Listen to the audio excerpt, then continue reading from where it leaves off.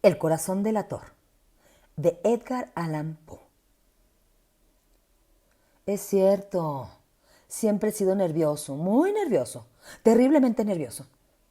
¿Pero por qué afirman ustedes que estoy loco? La enfermedad había agudizado mis sentidos en vez de destruirlos o embotarlos. Y mi oído era el más agudo de todos. Oía todo lo que puede oírse en la tierra y en el cielo. Muchas cosas oí en el infierno. ¿Cómo puedo estar loco entonces? Escuchen y observen con cuánta cordura, con cuánta tranquilidad les cuento mi historia. Me es imposible decir cómo aquella idea me entró en la cabeza por primera vez, pero una vez concebida, me acosó noche y día. Yo no perseguía ningún propósito, ni tampoco estaba colérico. Quería mucho al viejo. Jamás me había hecho nada malo. Jamás me insultó. Su dinero no me interesaba. Me parece que fue su ojo. Sí, eso fue. Tenía un ojo semejante al de un buitre, un ojo celeste y velado por una tela. Cada vez que lo clavaba en mí, se me helaba la sangre. Y así, poco a poco, muy gradualmente, me fui decidiendo a matar al viejo y librarme de aquel ojo para siempre. Presten atención ahora. Ustedes me toman por loco, pero los locos no saben nada. En cambio, si hubieran podido verme, si hubieran podido ver con qué habilidad procedí, con qué cuidado, con qué previsión, con qué disimulo me puse a la obra, jamás fui más amable con el viejo que la semana antes de matarlo. Todas las noches, hacia las 12, hacía yo girar el picaporte de su puerta y la abría. ¡Oh, tan suavemente! Y entonces, cuando la abertura era lo bastante grande para pasar la cabeza, levantaba una linterna sorda, cerrada, completamente cerrada, de manera que no se viera ninguna luz. Y tras ella pasaba la cabeza. Oh, ustedes se hubieran reído al ver cuán astutamente pasaba la cabeza. La movía lentamente, muy, muy lentamente, a fin de no perturbar el sueño del viejo. Me llevaba una hora entera introducir completamente la cabeza por la abertura de la puerta, hasta verlo tendido en su cama. ¿Eh? ¿Es que un loco hubiera sido tan prudente como yo? Y entonces, cuando tenía la cabeza completamente dentro del cuarto, abría la linterna cautelosamente.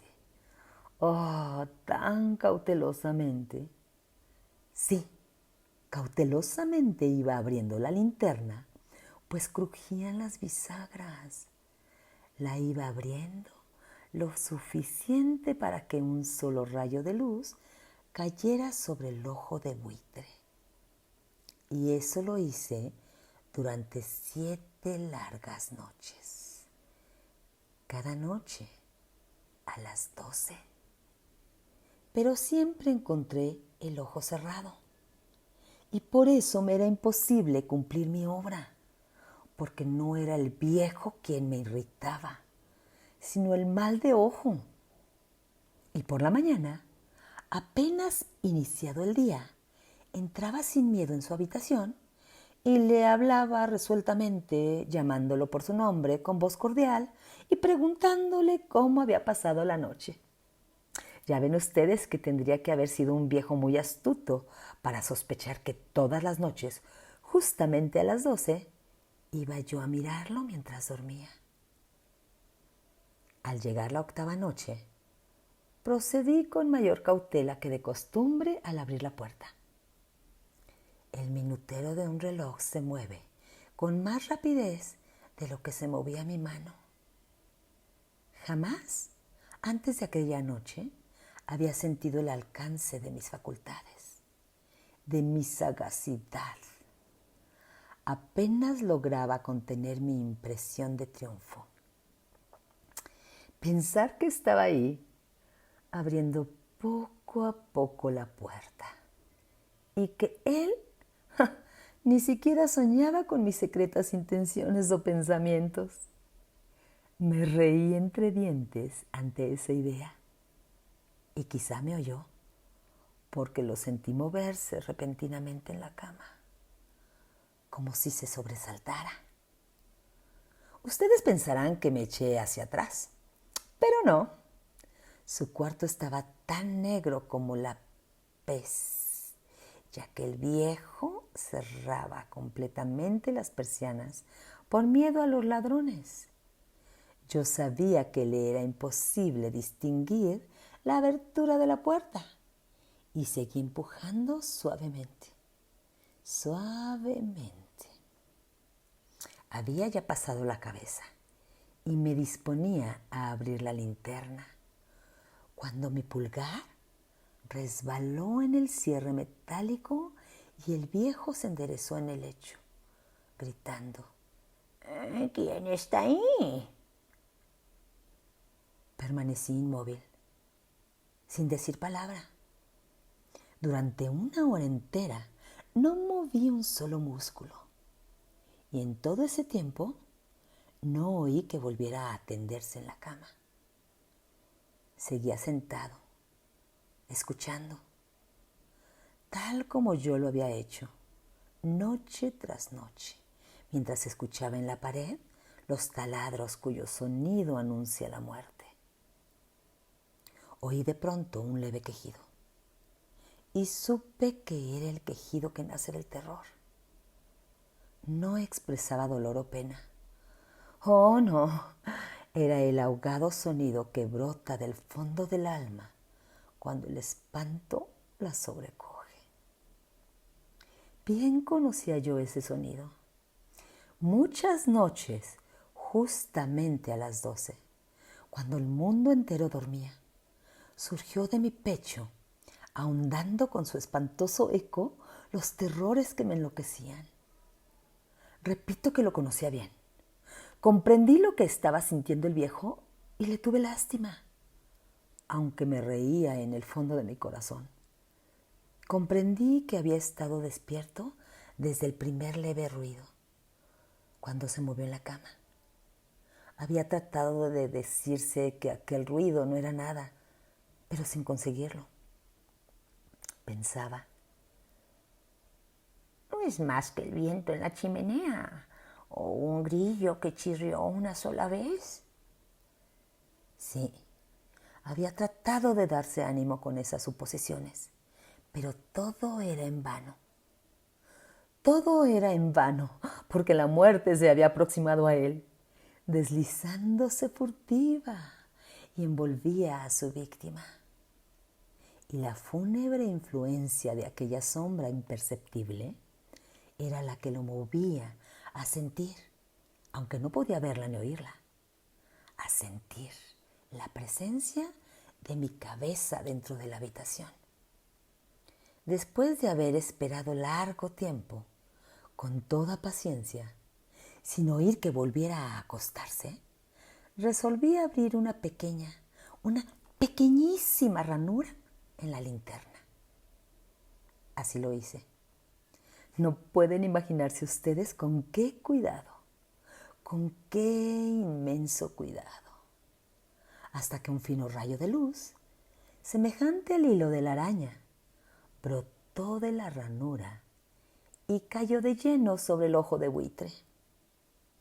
Estaba abierto de par en par, y yo empecé a enfurecerme mientras lo miraba. Lo vi con toda claridad, de un azul apagado y con aquella horrible tela que me helaba hasta el tuétano.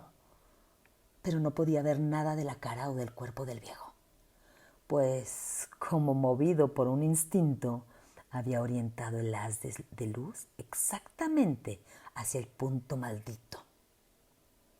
¿No les he dicho ya que lo que toman erradamente por locura es solo una excesiva agudeza de los sentidos?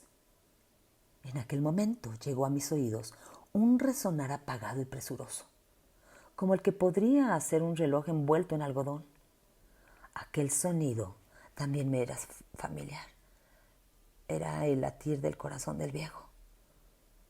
Aumentó aún más mi furia, tal como el redoblar de un tambor estimula el coraje de un soldado. Pero incluso entonces me contuve y seguí callado. Apenas si respiraba. Sostenía la linterna de modo que no se moviera, tratando de mantener con toda la firmeza posible el haz de luz sobre el ojo. Entretanto, el infernal latir del corazón iba en aumento. Se hacía cada vez más rápido, cada vez más fuerte, momento a momento. El espanto del viejo tenía que ser terrible. Cada vez más fuerte, más fuerte. ¿Me siguen ustedes con atención? Les he dicho que soy nervioso. Sí, lo soy. Y ahora, a medianoche, en el terrible silencio de aquella antigua casa, un resonar tan extraño como aquel me llenó de un horror incontrolable. Sin embargo, me contuve. Todavía me contuve algunos minutos y permanecí inmóvil. Pero el latido crecía cada vez más fuerte, más fuerte. Me pareció que aquel corazón iba a estallar y una nueva ansiedad se apoderó de mí. Algún vecino podía escuchar aquel sonido. La hora del viejo había sonado, lanzado un alarido. Abrí del todo la linterna y me precipité en la habitación. El viejo clamó una vez, nada más que una vez. Me bastó un segundo para arrojarlo al suelo y echarle encima el pesado colchón. Sonreí alegremente al ver lo fácil que me había resultado todo. Pero durante varios minutos el corazón siguió latiendo con un sonido ahogado. Claro que no me preocupaba, pues nadie podría escucharlo a través de las paredes. Cesó. Por fin cesó de latir. El viejo había muerto. Levanté el colchón y examiné el cadáver. Sí, estaba muerto, completamente muerto. Apoyé la mano sobre el corazón y la mantuve así largo tiempo. No se sentía el menor latido. El viejo estaba bien muerto. Su ojo no volvería a molestarme. Si ustedes continúan tomándome por loco, dejarán de hacerlo cuando les describa las astutas precauciones que adopté para esconder el cadáver. La noche avanzaba, mientras yo cumplía mi trabajo con rapidez, pero en silencio. Ante todo, descuarticé el cadáver. Le corté la cabeza, brazos y piernas. Levanté luego 3 planchas del piso de la habitación y escondí los restos en el hueco. Volví a colocar los tablones con tanta habilidad que ningún ojo humano, ni siquiera el suyo, hubiera podido advertir la menor diferencia. No había nada que lavar, ninguna mancha, ningún rastro de sangre. Yo era demasiado precavido para eso. Una cuba había recogido todo. Cuando hube terminado mi tarea, eran las 4 de la madrugada, pero seguía tan oscuro como a medianoche. En momentos en que se oían las campanadas de la hora, golpearon a la puerta de la calle. Acudí a abrir con toda tranquilidad, pues, ¿qué podía temer ahora? Hallé a 3 caballeros que se presentaron muy civilmente como oficiales de policía.